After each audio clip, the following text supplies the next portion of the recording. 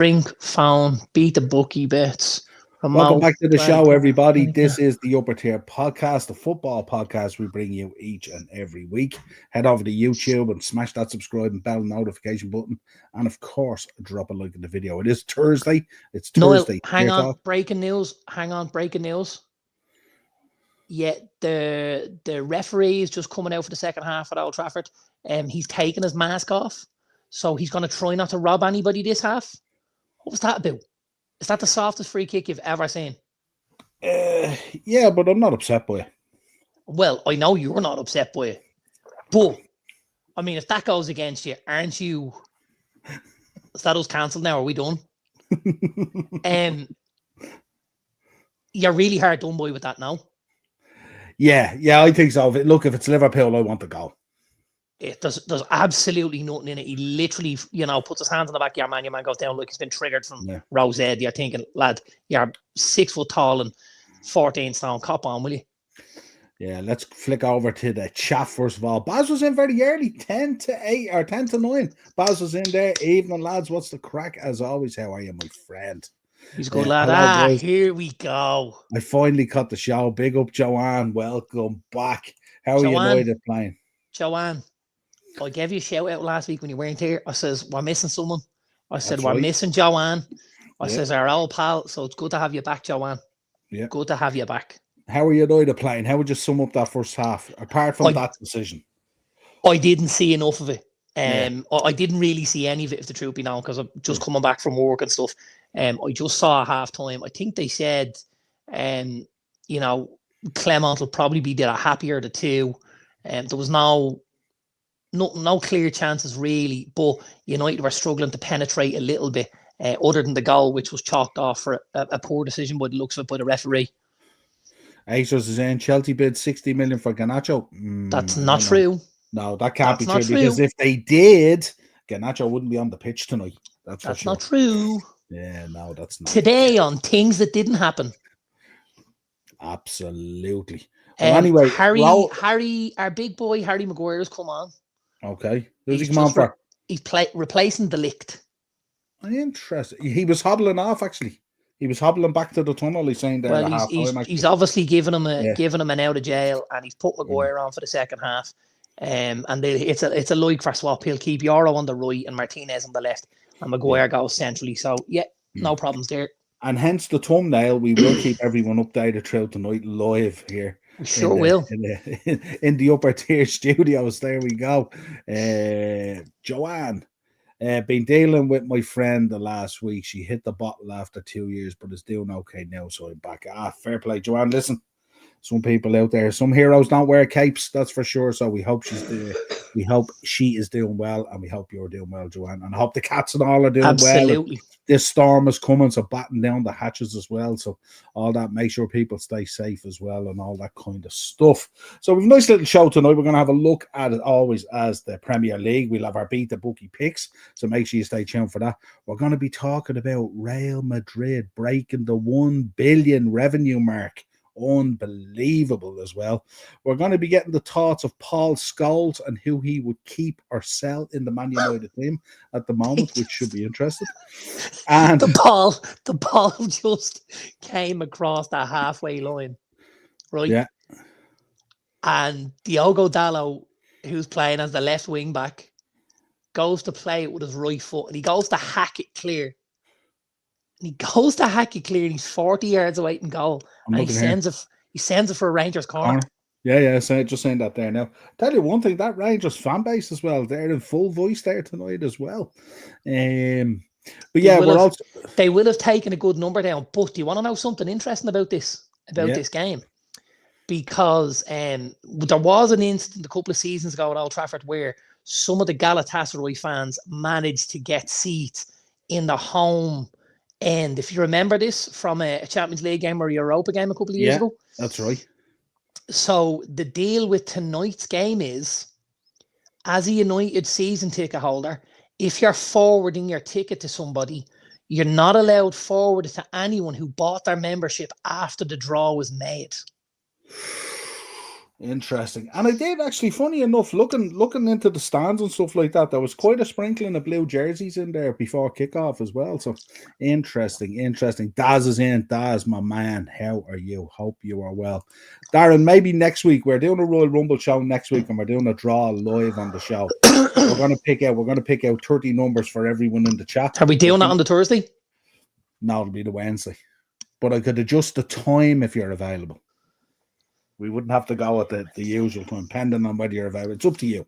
If you are, if you're not, it's no problem. But if you're not available, jump in the chat and you get yourself a number to win a hat. And I would like a number. I would absolutely like a number. And what I said was, whatever number people draw, because the local Rumble for OTT is on the same night. What we do is that your number would be valid for both Rumbles. So if you're a winner in the local Rumble in OTT, you'll pick up a prize. And if you're a winner in the WWE Rumble, you'll pick up a prize. Very good. So that's the way we're going to do it. Right, let's get into this Premier League preview. Let's begin. Let's start. Tell you, one of the games could be one of the games of the weekend. Bournemouth versus Nottingham Forest. Yeah, I'd go as far to say it probably is on current form, the game of the weekend. Get in. Oh, that was a great corner. Diallo looks like he's taken a leaf out of some of the teams he's played against, but it looks like he shot from the corner there. He got everybody to go to the front stick, and when everybody went to the front stick, he swung it right over the back of them and looked like he tried to sneak it in the back post. Obviously trying to attract the keeper to the front. Very clever. Just got cleared off the line. So, was that? Oh. So, yeah. Go on again, Niall. Who's my pick for the Rumble, Daz? That's a tough one right now. I kind of think. I don't think they're going to go that route. Do you think they're going to go that route? Well, they've only a certain amount of chances to get him into a title shot, and it looks like he's going to be in a title picture at Mania by the sounds of things. So it's either this or the Chamber, isn't it? It's either this or the Chamber. I don't know. I think the obvious one would be the Rumble. You know, where I think with the Chamber, they'd be leaving it till kind of last minute to get him in, which would build the suspense and stuff like that, if that makes sense. I don't think he'll win the Rumble. Well, that's what I mean. If they truly believe he's going to be in the title picture, then if they don't do it at the Rumble, then the elimination chamber is kind of a free hit, isn't it? Because we're kind of more or less going to know the result, kind of. If that's the route they're going, and that's what it looks like. Who do we think the main events are going to be at Mania? Like, are we saying, you know, Roman and Cody, and are we saying, you know, somebody takes the belt off Gunther maybe? Does Jay take the belt off Gunther, and do we end up at Roman versus Jay, and then do we have Cena who wins the Elimination Chamber versus Cody? I don't think so. I think if Jay takes the belt off Gunther, you could be looking at Cena versus Jay. There's no way they're putting Cena versus Jay. No way. Not when you've the opportunity to build a Roman versus Jay and really elevate. I don't know, Ted. I don't know, man. Pick in the world. He absolutely anyway, back to the football. Come on, let's go. Back to the football. This is 110% the best game of the weekend for me. And I know some people might think there's bigger games. This will be the best game of the weekend. These are two of the most informed sides in the league, Bournemouth and Notts Forest. I think there'll be a couple of goals, and I don't necessarily think we'll see a winner. So I'm going to go 2-2 here. Hit it. Is that 1-0? Oh, that was on the way in. There's a little cutback here. It looks like from Ericsson. No, it's Garnacho. And Garnacho cuts it back to Fernandez. Fernandez hits the first time with his left foot across the keeper, and it's nestling in the bottom corner. And one of the Rangers boys sticks off a leg and deflects it over the crossbar. It's a great block. Yes. It's a great block. Brighton versus Everton. Yeah, two teams obviously going to be high on confidence after last weekend. Hold it with me. Stay with me. Could this be upset of the weekend? Oh, Harry Maguire. Oh, Harry Maguire. They're looking at Jack Butland as if it could be an OG. So hang with me here now. It is a Jack Butland OG. He comes to the corner and he goes to punch it and it skids off the knuckles and ends up in the top bins. Oh God, no. That'll have to be investigated. Oh God, no. Ericsson swings it in, little bit harmless. Butland goes to punch, and as he goes to punch, he punches it into his own. And this way I keep telling you not to punch. Get 2 hands on it and grab it. You have an advantage because your hands are higher than anyone else can jump. Stop punching it like that. Big up, Game Killer. Just a life lesson there for the 9-year-old, yeah? I have this argument week after week. He keeps trying to come to punch the ball, and this is the problem. You get those skids off the gloves and you get all these things. Terrible. Yeah, well, timing a punch against the ball is it's an interesting, difficult enough task. It is because timing is everything with it. You know, if you catch it flush and you time it well, it's going to be unbelievable. But if you're just out ever so slightly with your contact point or with your timing on it, it's going to make you look real silly, as it has done with Jack Butland there. Cool. Brighton Everton. Brighton Everton, yeah, two teams very high on confidence after their wins last weekend. I don't think there's many people would have called Brighton and Everton for 2 victories last week the way they got them. And well deserved. You know, Brighton were good value for the win against us, and I think Everton probably could have been 4 or 5 up in that first half last week against Spurs. Only managed to make it 3, but still had enough in hand to get over the line. I think this again could be a toss of a coin, very similar to the Bournemouth versus Forest game. But I think with Brighton at home, it's very hard to back against them. So I'm just going to go Brighton 2-1 to sneak it. Okay. Liverpool, Ipswich. Ipswich on the back of a trenching. Ipswich on the back of an absolute trouncing. Yeah, that's right. City managed to put 6 past them. And in fairness to them, like, it hasn't happened that often this season with Ipswich. Generally, a lot of the results have been, you know, they've been beaten by the odd goal or 2. They haven't been put to the sword that often. So it was a bit of a stretch, especially considering, you know, City haven't been in good form. Now, obviously, going to Anfield, I feel like this could be a very, very tough day at the office for Ipswich. And I'm going to go Liverpool 4-1. 4-1, yeah. Yeah, that coincides with me later anyway. Southampton versus Newcastle. Yeah, Southampton versus Newcastle. Newcastle just, you know, got absolutely blown out of the water last weekend by Bournemouth. I didn't see that coming at all. I don't know whether you did or not, but no. I certainly didn't see it coming. I thought Newcastle at home, I thought it was there to be won. I think it was a real shock to see Bournemouth turn them over, and I'd expect Newcastle to come out fighting here. And with that said, I think Southampton have come into a little bit of form recently, but unfortunately just can't seem to get over the line. They're conceding too many goals, and Newcastle have goals in the team. Joanne, you know what? I think you just took the words out of my mouth, and I'm going to go 3-2 Newcastle. Yeah, Newcastle last weekend, they looked a little bit tired. Kind of a tight squad there. I was gonna say again, you've just taken the words out of my mouth. Is it almost Klopp-esque at times, where it's those 13, 14 players all the time, and you know who's going to play, and you know what the subs are going to be, which makes it difficult then when lads get kind of run down a little bit. It's very hard for them to catch a breath.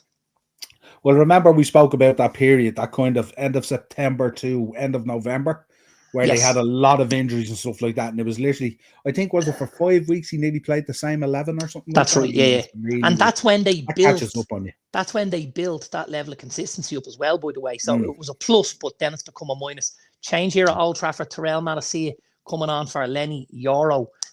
He's gone off. He looks a little bit tight. I definitely don't think it's a hamstring. But now we're going, obviously, Dalot has gone into the right centre-back position. And Malacia has gone to left wing back and Diallo right wing back. So that could give Rangers a little bit of encouragement. Could give Rangers a little bit of encouragement, Saint Dallo. Yeah, maybe. Dallo, I should say. Yes, right. Wolves versus Arsenal. Arsenal, don't really convince me a whole lot at the minute. Obviously 2-0 up last weekend. You think they're coasting and Villa come back into the game and, almost nick it at the end. I'm not convinced by Arsenal at the minute at all, I have to say. And Wolves, I know obviously they took a defeat on Monday night, but I think back at Molly, do they make the game a lot more difficult? They'll make it tough for Arsenal. They'll drag them down, and and they'll kick them, and they'll hassle them, and they'll harry them and stuff.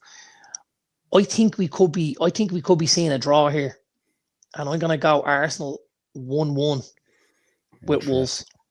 That's bonkers show. Big show. Yeah, I think so, bonkers. I like that.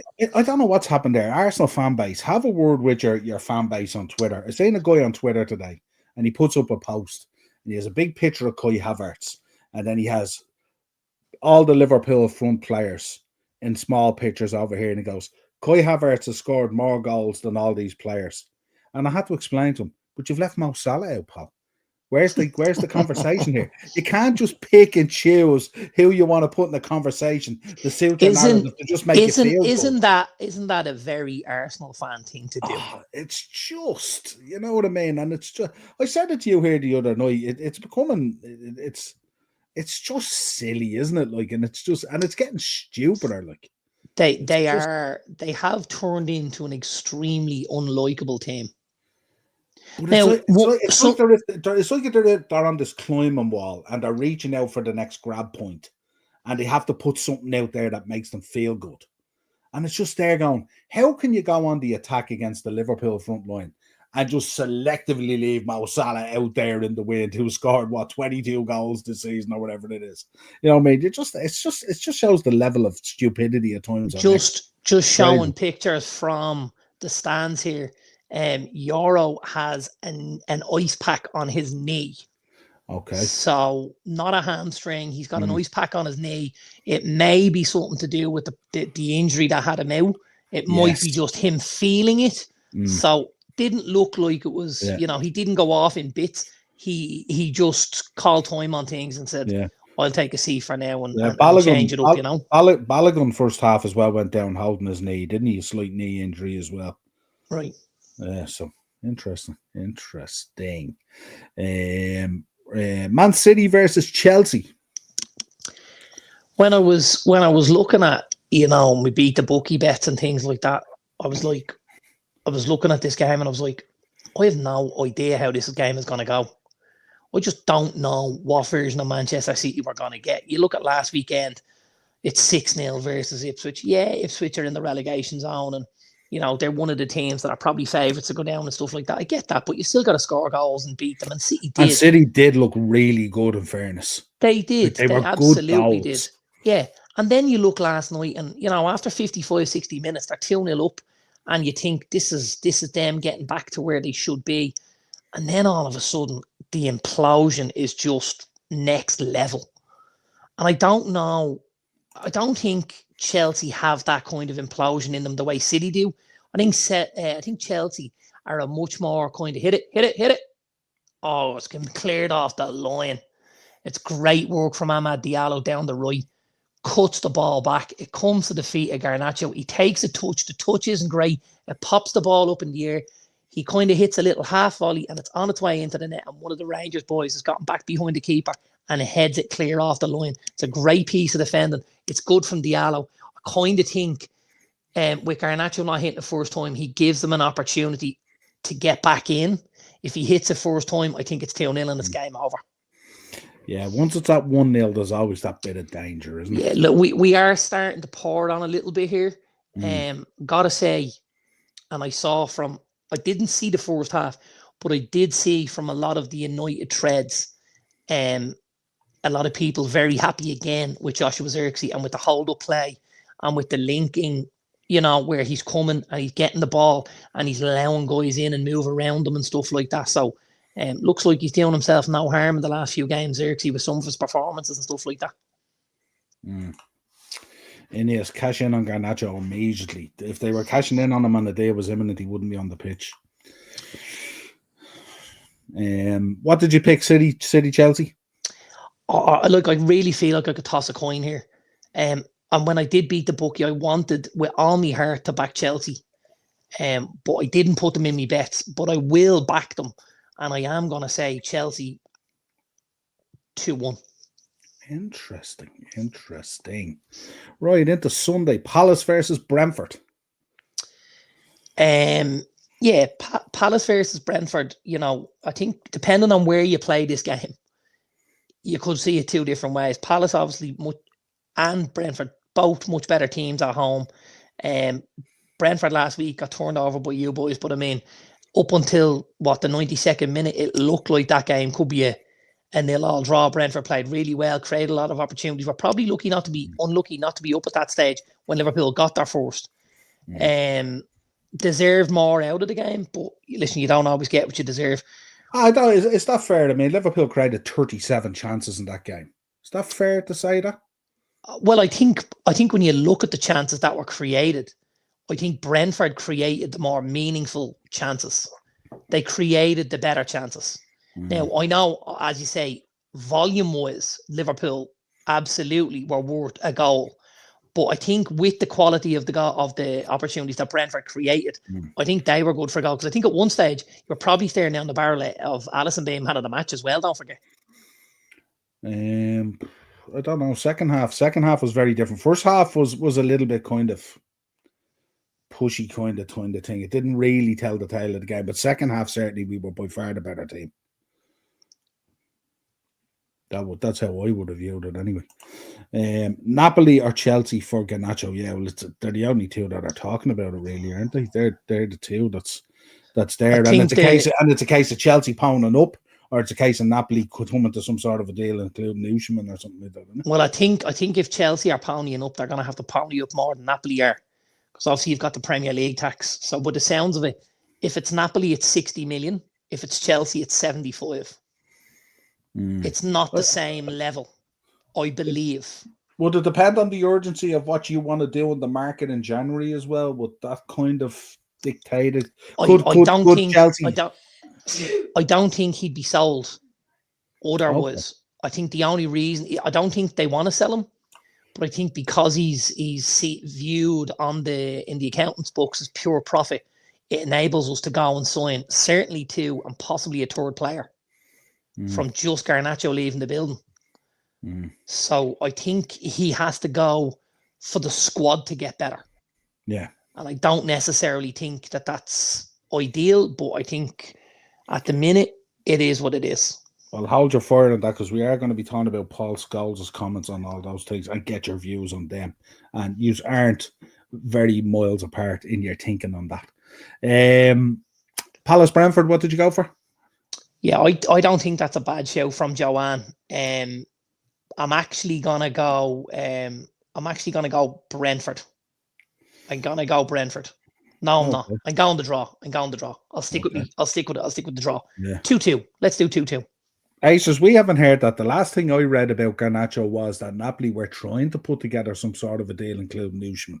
That's the last I heard. That's again, this is the second time tonight Aces has decided to put something up that's not true, which happens every week.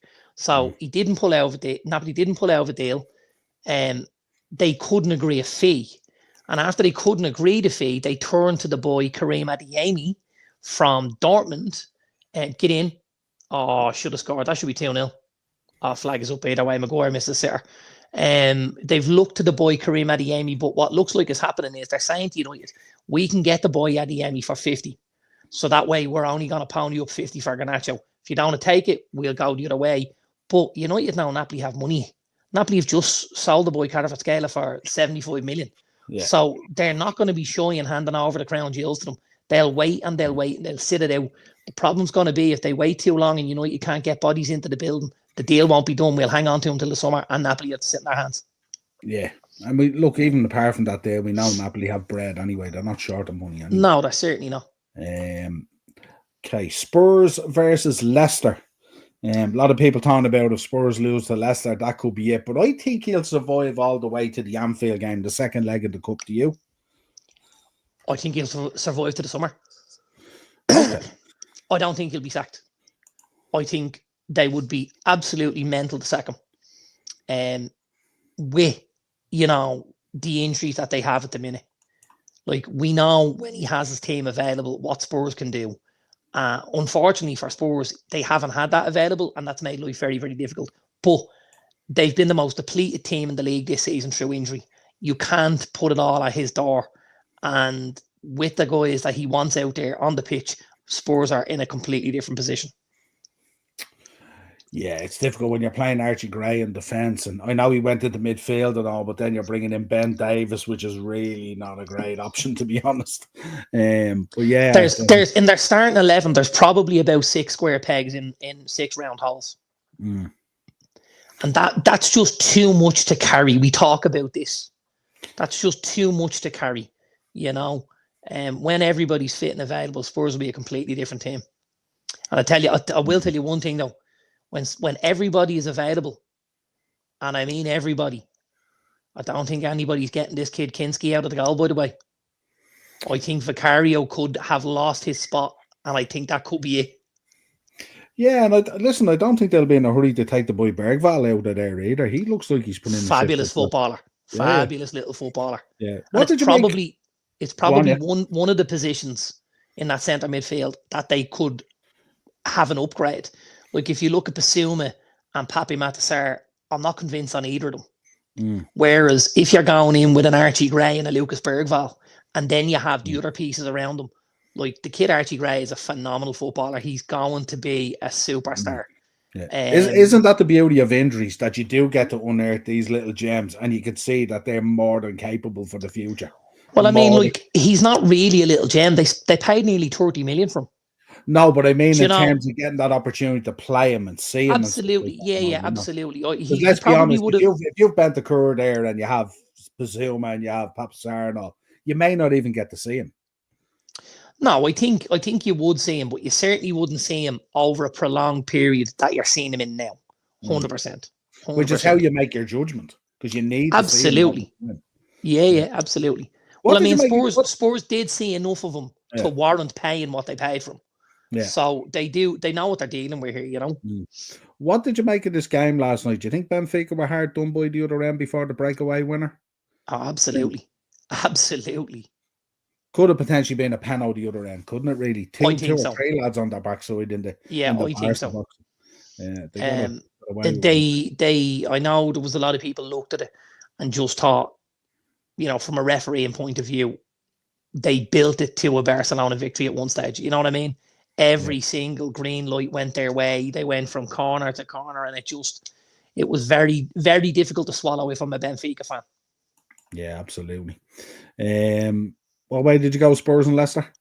Yeah, I'm gonna go Spurs. I think Leicester could be in a bit of trouble. I know news has obviously come out today about Ruud van Nistelrooy and about him possibly looking to part ways with Leicester already, because there was a number of promises made about the January transfer window, and nothing has happened at the minute.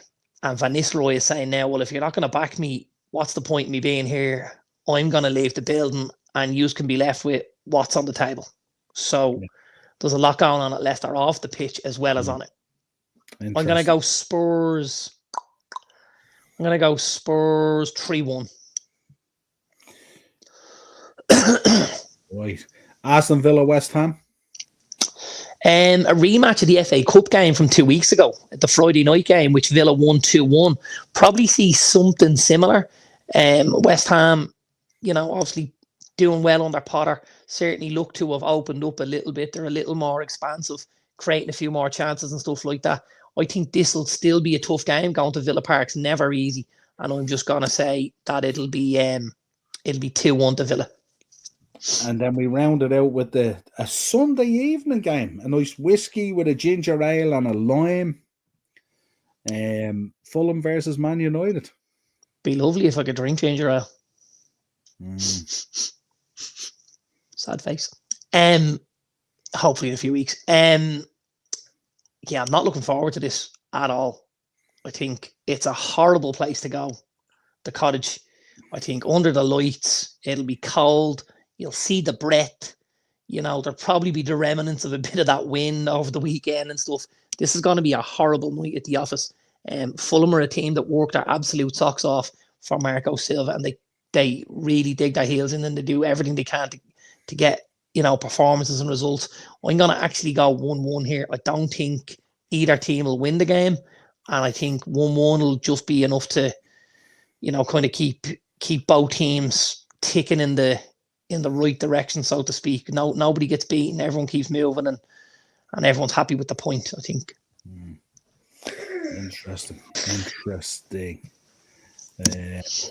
Daz reckons 3-2 anyway.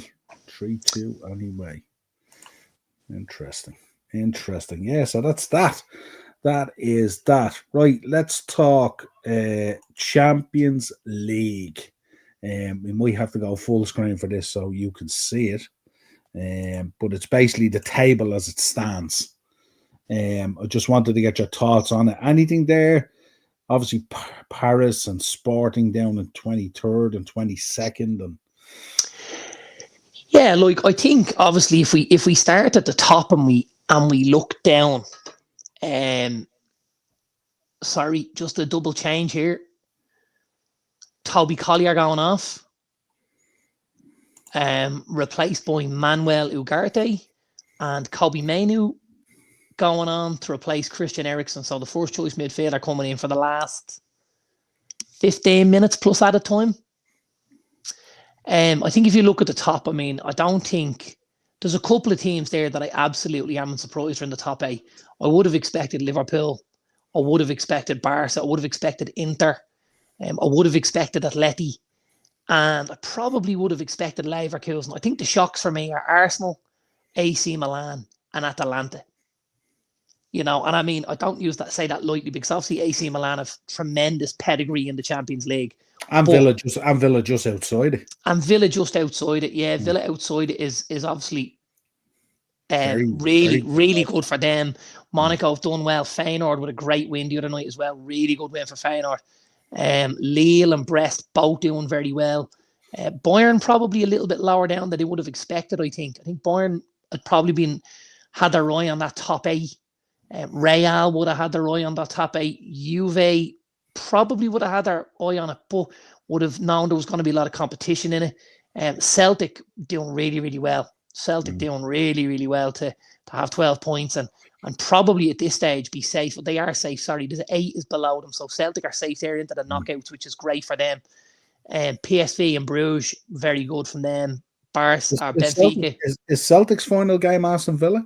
Did I read Yeah, that? they're away at Aston Villa. Yeah, that's right. That'd be a good game to watch, actually. Yeah, and I mean, here's the thing. They're both through to the knockouts. Villa may go automatically through to the next round if they beat Celtic. But I mean, if Celtic go through to the playoffs and Villa go through automatically, both teams will be absolutely thrilled with that. Yeah, absolutely thrilled with that. City, I suppose, are in a slightly lucky position here. But the 2 teams directly above them, or 2 of the 3 teams above them, Stuttgart and PSG, play each other on the last night. So you'd have to expect PSG to win that at home. And if PSG win that and finish on 13 points, that means City with 11 will go above Stuttgart if they can beat Bruges. Which we would expect. I would expect that. They can actually swap. City can actually swap places with Bruges because they're 3 points behind, but they've got a better goal difference. So if City beat Bruges, they'll finish above Bruges as well as Stuttgart. So yeah, that's what you'd probably be thinking. I think down near the bottom, there's a lot of teams I would have expected. Yeah, it's going to be a fascinating night next week because you've got all the games are on Wednesday to finish it out as well, which is going to be like going to be a great night to have a bet, isn't it? Yeah, absolutely. Going to be a tremendous night to have a bet with goal scorers and cards and results on both the score. The whole thing going to be really, really good. Looking forward to that now.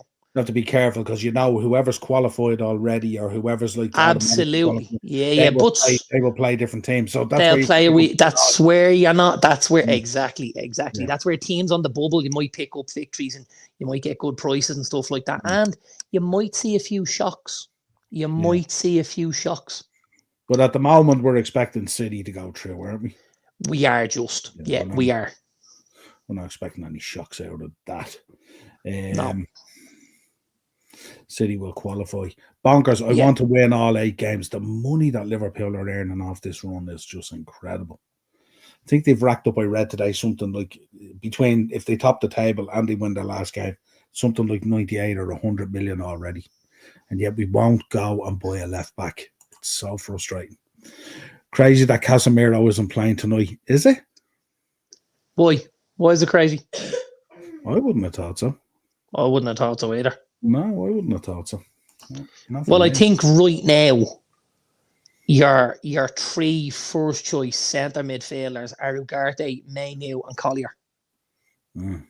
With probably Eriksen behind, and then swapping Bruno out into midfield in the next choice, and Casemiro further down the list.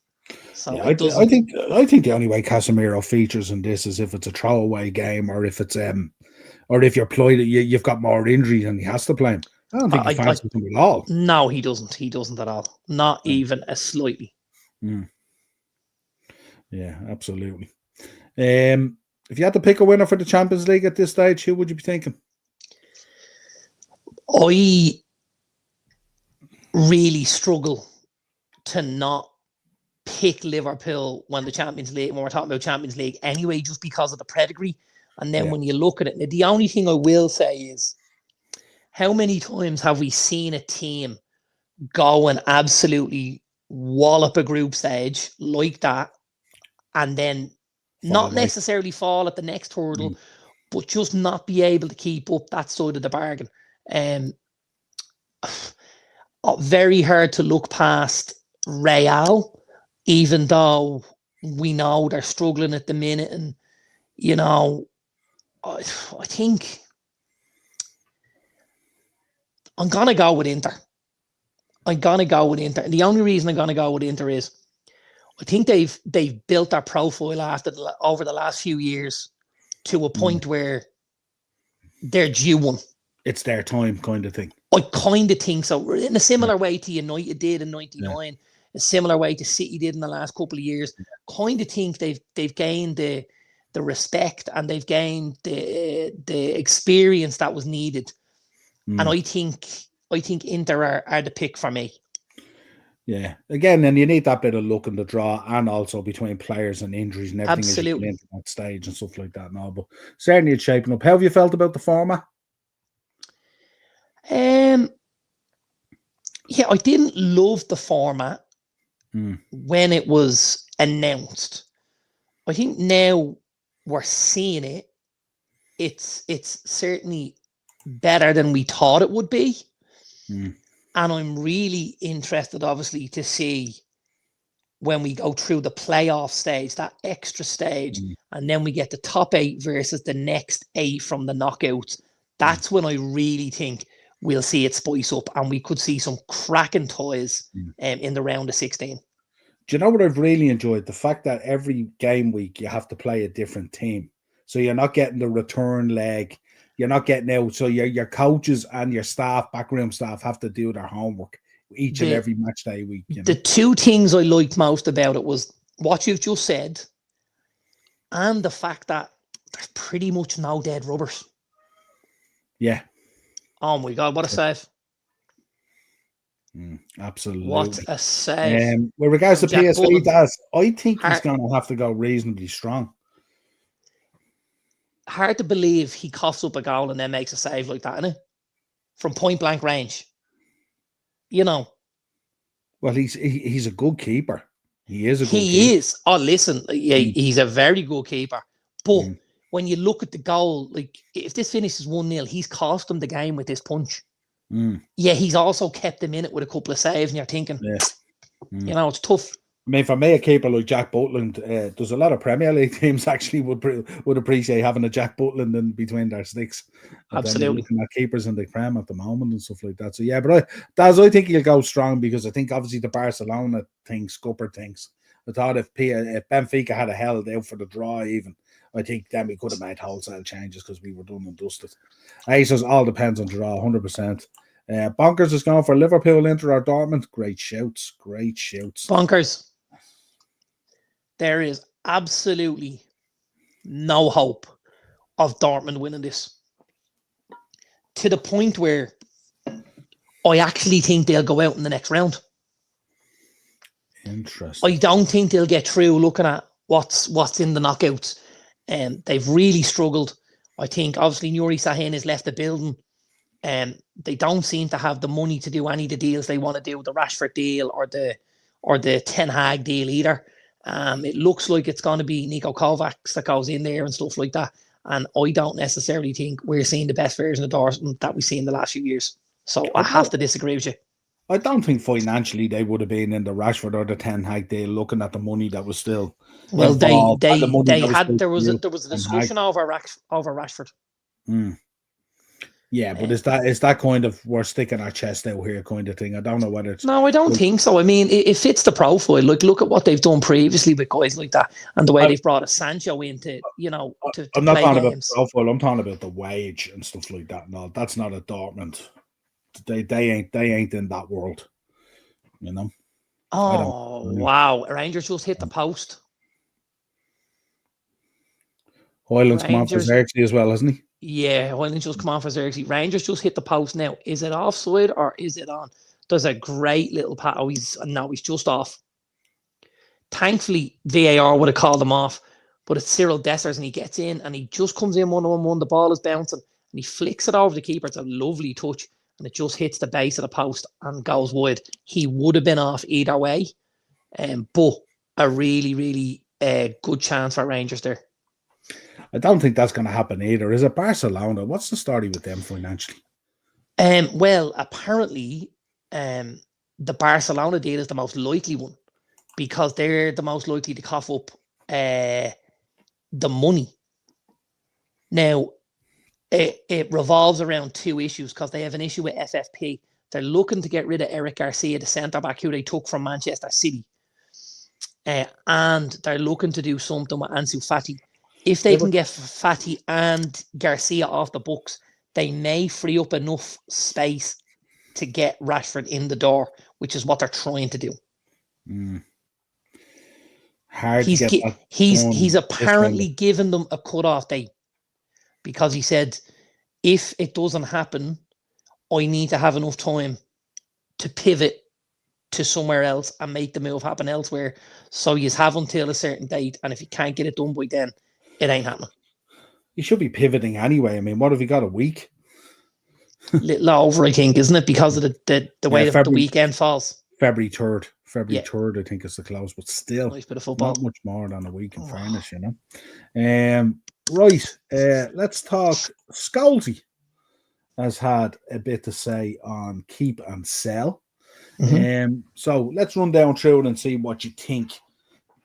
So his first one was, where are we? On Xerxes, he says he was more emphatic. He said simply replying sell. Didn't get into a conversation about Xerxes. He just feels he should go. I know you'll disagree with that because I think you've seen development in him and you think he needs a bit more time, yeah? I would. Anyway, I think he suits us a little bit more because I think Hoyland's a different kind of a striker. Hoyland is a going in behind kind of guy. Hang on, has he gone in behind? Hoyland's a going in behind kind of player. Now, Amram, what he seems to do is he gets his 9 to come short, pick the ball up, which creates the space in behind for the 2-10s and from the fullbacks. You're not going to get that from Hoyland. No. Xerxes is making a much better job of that hold-up play. He's physically bigger. His touch is better. He controls the ball quite well, and he's trying to make everything around him turn, and he's doing quite well. Now, here's your issue. If you look at somebody like a Victor Gyökeres, he was able to do both. He went in behind, he came short, he scored goals, he linked it. So ultimately, you're probably not keeping either Xerxes or Hoyland as your first choice. So with that in mind, it could be the toss of a coin and what comes out from, what bids are put on the table for them to who stays and who doesn't stay in the short term. Oh, unlucky from Garnacho. Good save from Butland, not Hoyland. Who are you keeping if you had to make the decision? Put you on the spot, kind of, but if it was your decision, I actually like both of them. And I don't necessarily think that's the position I would try and fix first. Like, let's be honest, neither Xerxes nor Hoyland has missed 10 to 15 chances. Why? Because they haven't been created. So I would have an issue further back on the pitch before I get that far up, if that makes sense, yeah? Yeah. Okay, then he said others on the chopping block for Scholes where I was surprised at Alessandro. Luke Shaw, Mason Mount, Marcus Rashford, Anthony and Casemiro. I would suggest Shaw, Casemiro, Anthony and Rashford are givens. That's no big deal. No. But how are you feeling? What's your thoughts on Mason Mount? I know obviously injuries and everything else, but yeah, I think like obviously he's a guy that suits the system and suits what Amarin wants to do. However, fitness. If you can't make yourself available to play games, you're no use to anybody.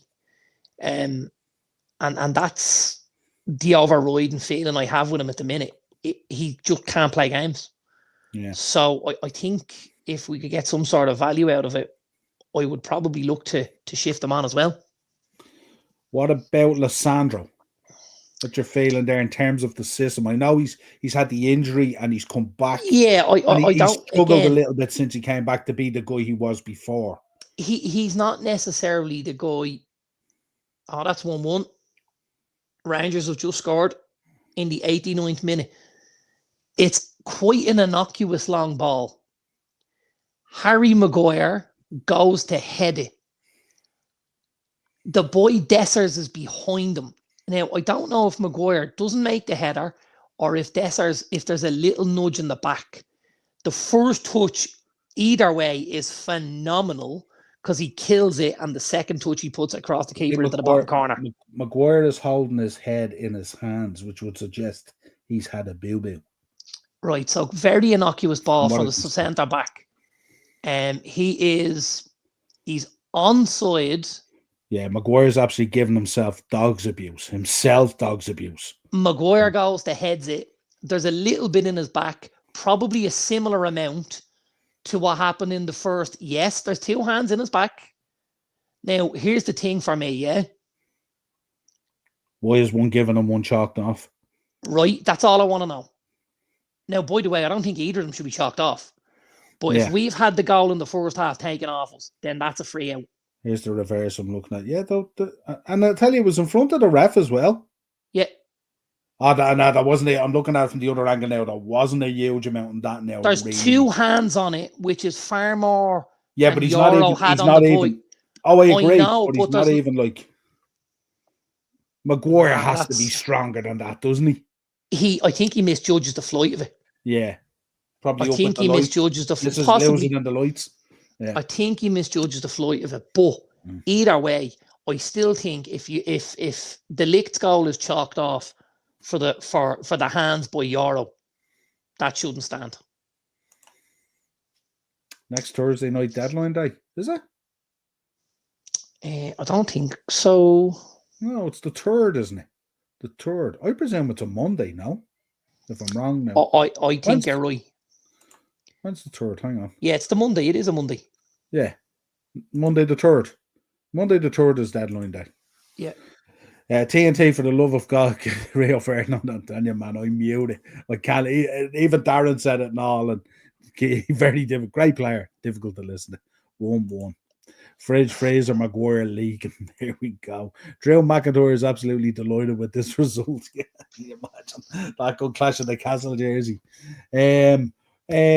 So Lissandro, for you think stays, becomes part? He's part of the squad. I just think again, it's not a position we need to do right now. Like even if we look at centre backs, and you've got Euro, you've got Maguire, you've got De Ligt, and you've got Martinez. They're your 4. Now, if we play 3 at the back, we need 6, so we need 2 more. Lindelof and Evans go before any of the other 4, right? Yeah. So let's start at that and get, you know what I mean?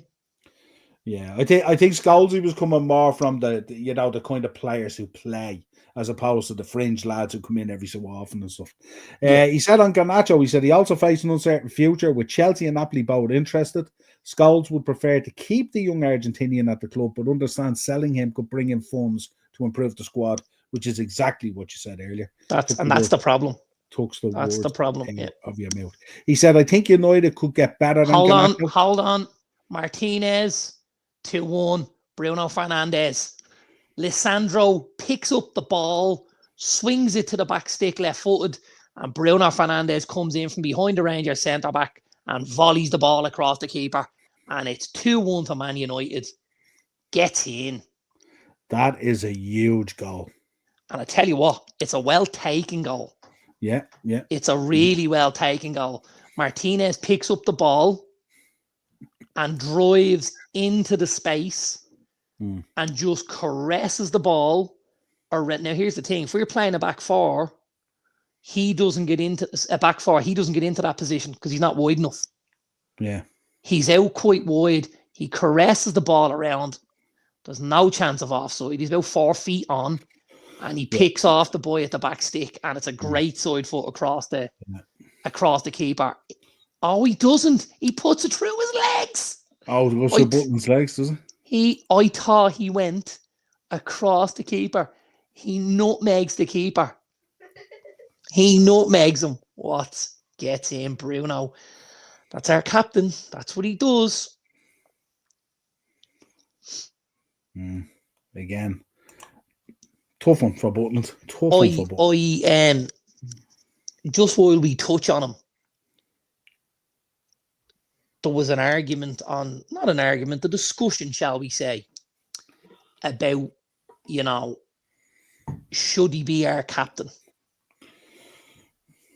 And I know you've had this conversation with me previously, and I can do nothing but back him. I think he is, he's the one guy we can always rely on to put a shift in for that moment of quality, to stand up under pressure. He drags us along at times and gets us results or gets us performances where there isn't one. So I think if any United fan doesn't, and I get the whole thing about the throwing tantrums, I get that. But do you know what the conundrum is with him? There's no one outworks him in the team. And you don't really have another option that's challenging him for it. And I think what the issue is he does get it. But I think the issue is he's also that guy that in a moment's notice can unravel things and cost you. And that's where the conundrum sometimes lies. But I think if you look at the United squad that's there, or the 15 or the 20 or whatever it is, there's no one taking it off and there's no one beating the door down the way. I mean, he hammered it out of Maguire, didn't he?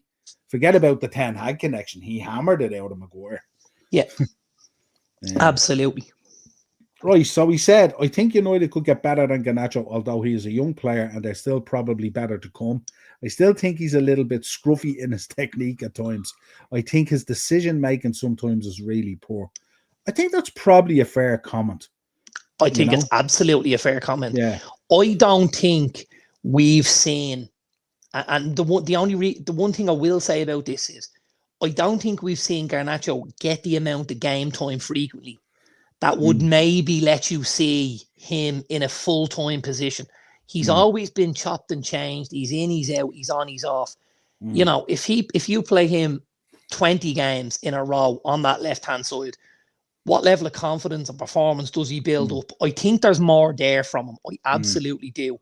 And I think he's not playing in a team at the minute that is, a very, very confident team, which makes it difficult when you want to go and express yourself.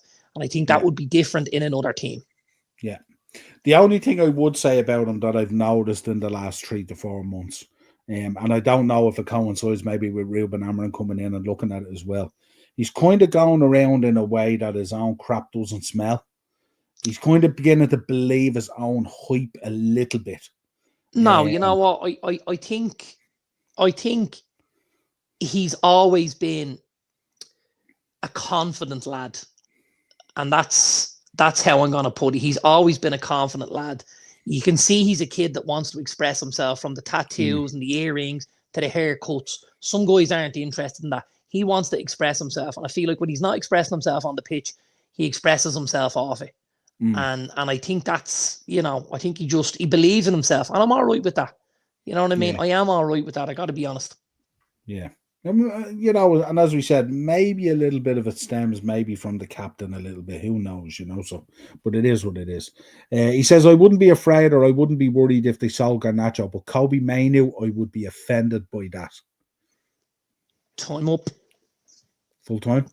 Full time. 2-1. What? Don't think we are. Sorry, hang on. I'm getting news here from a young fan. Jump up a couple of places, is it? He's telling me we're second. No, we're not. We're fourth. We're fourth. That's a big jump from where you were. We're fourth. We've 15 points. Lazio are top with 19. Frankfurt of 16. And Athletic Bilbao of 16. We're fourth. I'll take it. I'll tell you, that's a let off from Maguire, isn't it? Why do we say the Maguire Bruno embrace here? I would imagine would be fairly solid. He says Garnacho is absolutely capable. There's no doubt about that. But finding him a position in this team has been a struggle. Agreed. I'd keep him. I think there's more to come from him, but for now, I'd keep him. Okay. Yeah, and that's kind of how I would feel about him. You know, I do think there's a lot more for him. There's a lot more for him to show, you know? Yeah, I think looking at that, I think that's because we know Scalzi at times, he's been a little bit out there at times with some of the stuff. There's Jaap Stam now, very disappointed. The Rangers manager. His twin. But there we go. Yeah, but I think Scalzi on this one. I think this time he's hit all the... Well, the door on your way out. I'll see you in the morning. Good night, son. Right, before we get into our bets, the final one. Real Madrid breaking the 1 billion barrier for revenue. Astronomical, isn't it? Astronomical to think about it.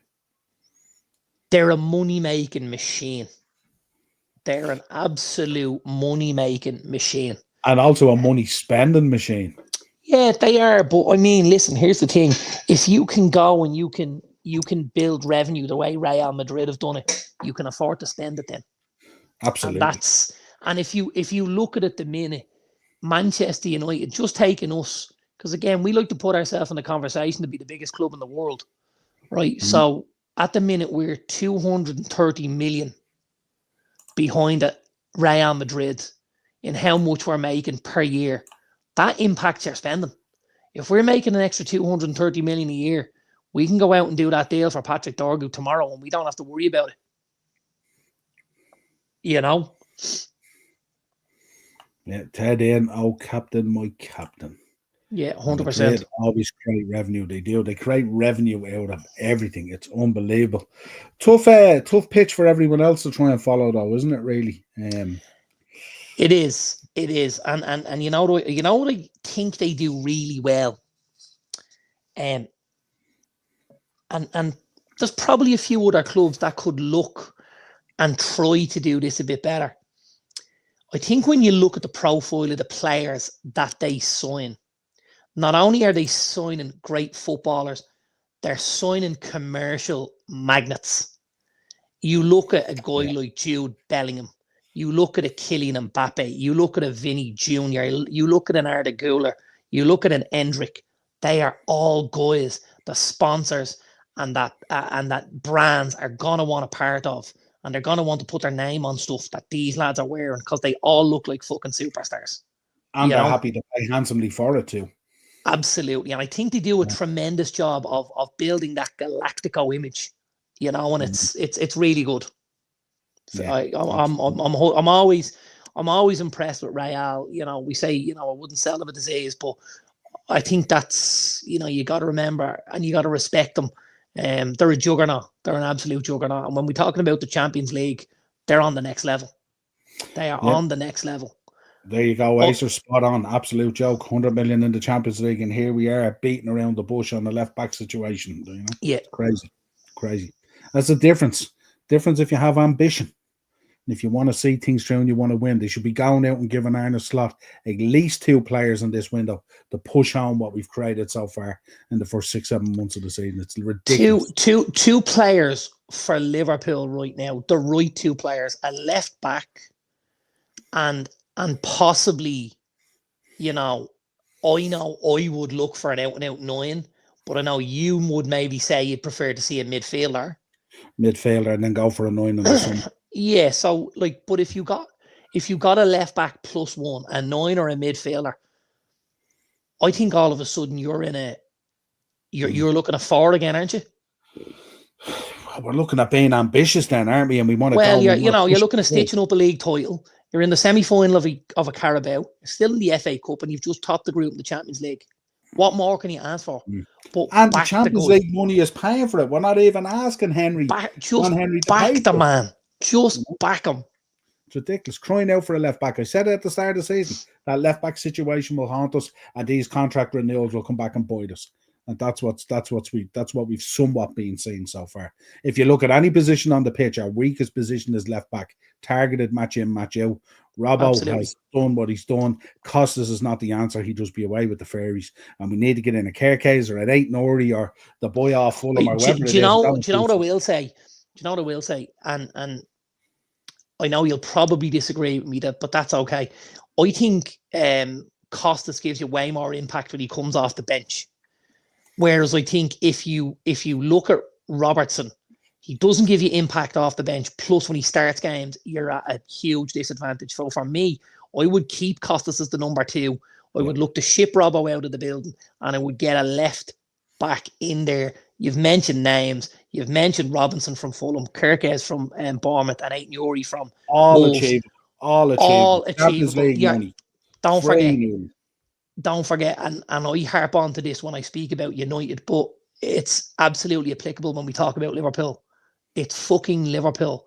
When Liverpool come knocking, it's very difficult for players to say no. Absolutely. They are one of the biggest clubs in world football, and if they want to go and pick up an Aitan Uri or a Kerkez or an Anthony Robinson, that should be no issue to Liverpool Football Club. None at all.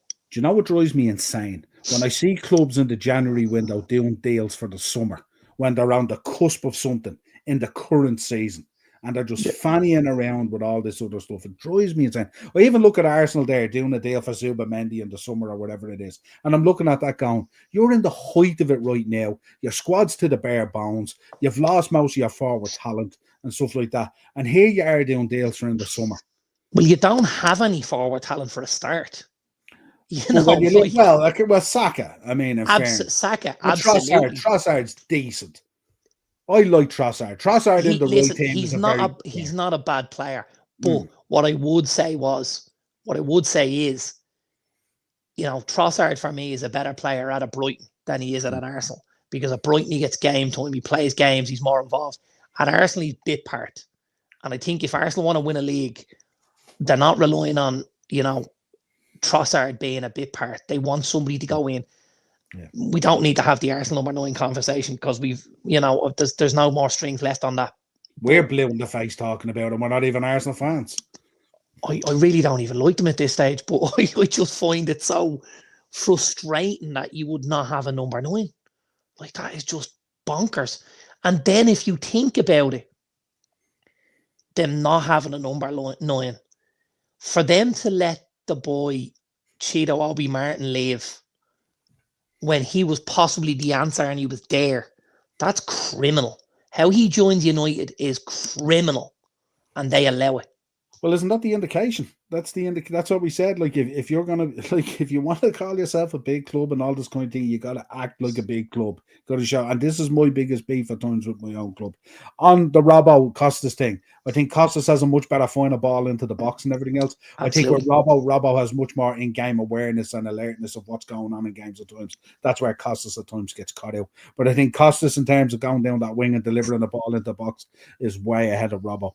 I think Robbo, in terms of work rate and in terms of reading the game and that kind of stuff, I think is much better. I think Costas at times just goes to sleep at times and can cost us. But his delivery into the box is excellent, both from corners and from set pieces. So there we go. Right, beat the bookie. Wasn't overly easy picking bets this week. Well, not to get odds, not to get the odds that you want. No. I don't think it was.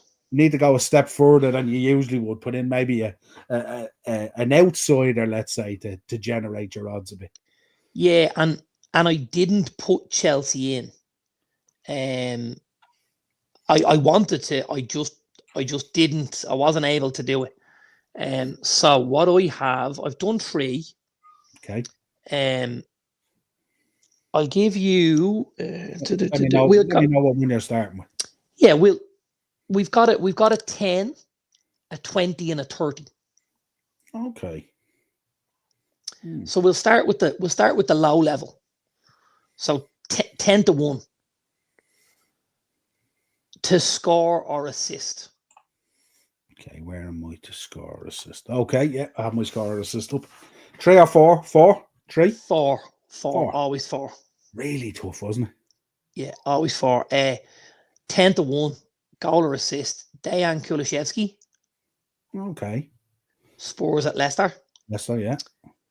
Anthony Gordon, Newcastle at Southampton.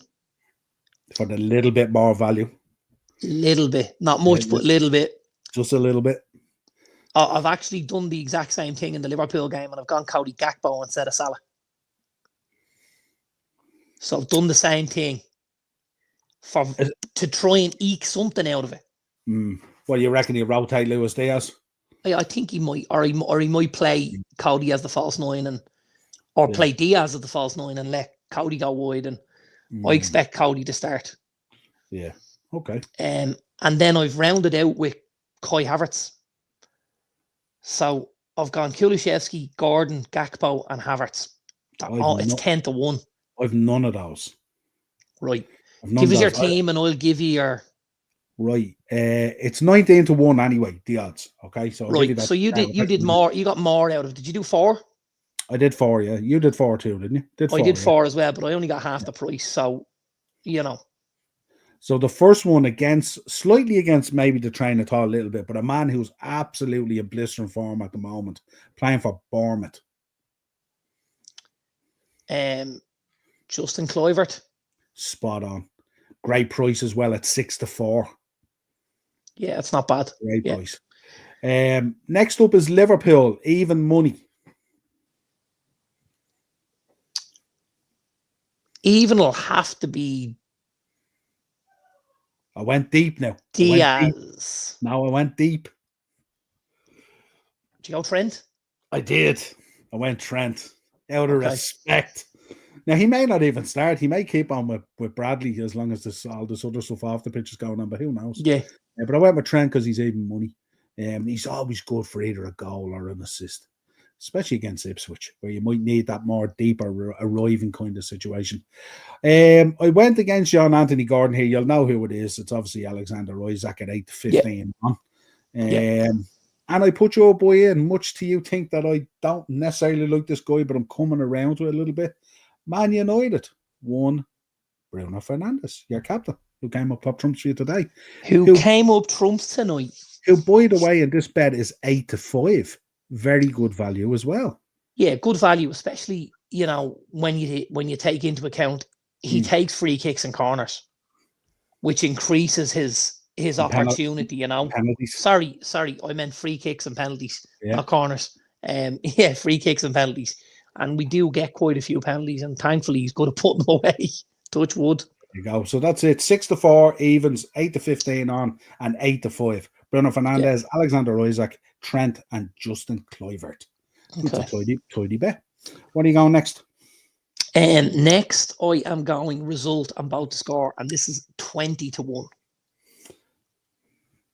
I got 68 to 1. I think. You definitely didn't go with the 3 I went with, so. Or did you do 4? I did 4, 68 to 1. I only did 3. Okay. So the 2 shortest priced in the league by the looks of it. I went Liverpool and both to score, which is only 6 to 5. I went Newcastle and both to score, which is 7 to 5. 2 from 2. I did Fulham and United to draw and both to score. I did Fulham. I did the draw and I rounded out there. I just did 3. So I did United and the draw. I did both to score and the draw with Newcastle and Liverpool, and that's 20 to 1. My 4th one, just to split hairs, was the one you didn't want to do. I did Man City. Was Chelsea. I did Man City, though. Man City. You did Man City. Man City were nearly 2 to 1, 15 to 8, which obviously brings the odds up quite a bit. Yeah, absolutely. Yeah. So, what's your 3rd one? My 3rd one is my favourite bet at the minute. I just love the card bet. I absolutely love it. And I've gone with a couple of guys who have been in there before. And you know, a lot these three, I've gone for 3 cards. These 3 guys tend to pick up a lot of cards between them. These will sound familiar, will they? These will be familiar to this show. These will be familiar. So Leicester away at Spurs. Boubacar Samari. Yeah. A regular on this show. A regular. Always makes an appearance. Yeah, absolutely. Chelsea away from home against Man City. Okay. Enzo Fernandez. Okay. Is he playing? Didn't play the other day? He's okay, I presume? He's okay? Yeah, I think he'll play, yeah. Yeah, you want him in there against Man City, yeah, absolutely. I think so, yeah. And it'll be fierce. It'll be combative. It'll be him versus Kovacic, you know? Yeah. And then I'm rounding out with a kid that I can't actually believe he picks up the amount of cards he does, because he's a phenomenal footballer. I mention this kid every single week. I am longing to see him in a Man United jersey, and that's Tyler Dibbling. Likes the battle. He does like a battle. But the physical. There's liking a battle, but there's also having quality. He likes a battle, but he has bags and bags and bags of quality. You look at some of those players, don't you, and you think they would have been so well suited to the 90s. Yeah, well, he's the throwback with the socks on his ankles, and you know, he looks a bit scruffy. He loves getting stuck in, like, you know what I mean? He really does. And really at times picks up a booking when it's, you know. I kind of feel like sometimes it's almost like a little bit of petulance, where he's like, you know, he's playing in a team like Southampton. He's obviously a highly gifted sort of a kid. And when he's not on the right end of things, every now and again he goes, you know what, fuck it, I'll just let her someone. And I just kind of go, frustration. I like this. But I'm also like, I like this. You look at, like, how often would you see a Garnacho, an Ahmad, you know, a Saka, a guys like that do stuff like that? Not many of them. The fact that the kid's got a certain level of ability, but also has what we describe as a little bit of a nasty streak. I love it. I absolutely love it. Yeah. Because he's up for the fight. He has the quality to do what he wants to do. And if he needs to put a boot in, he's happy to do that as well. Yeah. I'll show you the skill. And if you want me to get into the trenches, I'll get into the trenches. He ticks so many boxes, right? You know? I look at him, he's such a 90s player, isn't it? And I see that with some of them in the league, and I'm thinking, I would have loved to see that lad balling out in the 90s, maybe in that Letizia. Yeah, where they were allowed to make a tackle. Remember that Letizia Southampton side where it was dogged and they get stuck in, and you know, even with that as well, even when he hits like that as well, sometimes he's carded because of just out of consistency, because he's just a regular fouler, because he loves getting stuck in, you know. So absolutely. My last bet is 33-1, and I did a straight up 4-team accumulator. I didn't do the card one, but I went for all aways. There's quite a few away victories last weekend, and I noted this while I was watching. I think on Saturday there wasn't a home victory, if I'm right. Let me just check here. So last Saturday I was right. I am right. Last Saturday, Bournemouth beat Newcastle. Yeah. Liverpool beat Brentford. Yeah. Fulham beat Leicester. Palace beat West Ham. And there was a draw in the Arsenal game. Last Saturday, no home team in the Premier League win. So hopefully it could continue. So the ones I went for Nottingham Forest. Maybe just the upstage Bournemouth, 12-5, good odds. I picked Everton to surprise Brighton at the Amex. And you know what? It's not a stretch at all for me. I gotta be honest. It's not a stretch at all. No. Then I went for Newcastle versus Southampton, which I think is nearly our banker on the card. Although we look at the game last week, but even so, 4-11 on. Yeah, I would think so. And then I rounded it out with Arsenal versus Wolves at 4-9 on. Again, not great odds considering Arsenal. I mean, you look at that, Wolves probably been struggling, like, you know. So. When you're looking at it, like, did you say it was 30-1? 33-1. Like, you're kind of looking at it and you're going, I'm getting Everton for 33-1. Yeah, I mean, if you wanted a tidy double there, you could go Forest Everton at 12-5 and 4-1. It'd probably be a tidy double, even if you didn't want to roll the dice on the Arsenal Wolves game. Yeah, you know? Absolutely. Right, so that is it for us for this week. As always, folks, you know the storm is coming, so batten down the hatches, stay safe, don't be going out and doing that and silly that you don't need to be doing, stuff like that. I'll probably put up tomorrow, because I will have the time, I'll do an Ipswich preview. I'm sure you'll be waiting with bated breath for that. And until next time, folks, subscribe to the channel, hit the bell notification button, and drop a like on the video. And I'll be back Monday with Marky. Ted is in. Sorry, forgot to say I have a 4 GS bet if you want to guess. Goal scorer bet. Yes, Ted. You give me the teams. Give us the teams, go on, and we'll round it out. Give me the 4 teams, Ted. And give me the price as well, so some sort of idea. I'm not looking into a bleeding. Hit me with him, Ted. What have you got? I was told last night on the pro wrestling show that my beard is old school Undertaker ministry looking. Very good. And I might have called you something else. That was by one Real Madrid fan who we well know in the chat. Was he rolling a Kenobi? He was rolling me one Kenobi. He was. Right, so the teams are Arsenal, Palace, Spurs and Villa, and the odds is 14-1. So he's probably gone shrewd enough, I'd say. So they're short if he's done 14 and he's only got that. So Palace is Matete, isn't it? Probably not. No? Probably Eze. Tate's on 4. I'm gonna go Odegaard, Eze, Solanke, and Watkins.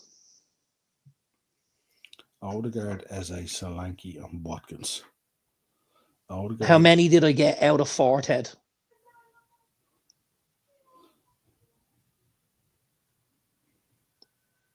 Solanke and Watkins. He always does. Watkins is definitely nailed on this Villa.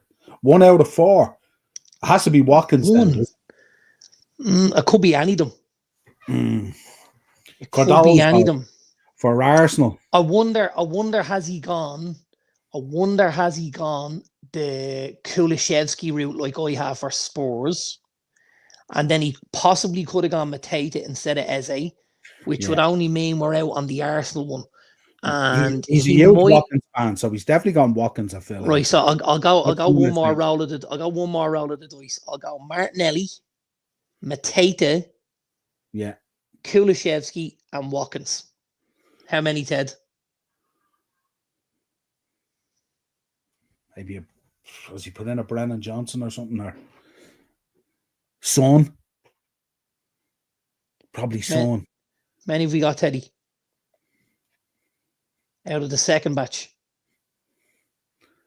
1 out of 4 again. So right, it's definitely, Ted, definitely Watkins. So we've nailed Watkins down anyway. So Arsenal, he's probably gone Trossard, has he? Trossard. He didn't. So he hasn't gone Mateta or Eze. Palace. So he's gone Sarr. Havertz, Mateta, Solanke, and Rodgers. That's low enough then, 14-1, is it? Would you Havertz, Mateta, Solanke, and Rodgers. So it was Solanke we had. And there's definitely Now, Ted, this is the weekend where you leave Watkins out and he plays a blinder. Because Watkins is normally your guy in these bets, isn't he? Listen, if you look at them there, they're all guys that are in reasonably good form. I think Rodgers has been phenomenal for Villa. Solanke's having a decent season, and obviously they're at home and stuff like that. Mateta's really hit the form in the last few weeks. And Havertz just seems to be getting involved in that goal that's getting Arsenal over the line week to week, isn't he? So, yeah. Brutal odds on him this week. Yeah, absolutely. Yeah. Only brutal odds if you're not winning, Ted. But it's not. There's no such thing as brutal odds when you win. There's no bad winners. No bad winners. Right, folks, until next time, like I said, stay safe through this storm and stuff like that. I'll chat to you tomorrow at some stage. We'll do an Ipswich preview. And until then, we will talk to you again real soon. Cheers, bro. Peace and love. Definitely hard to find value. We said it at the start.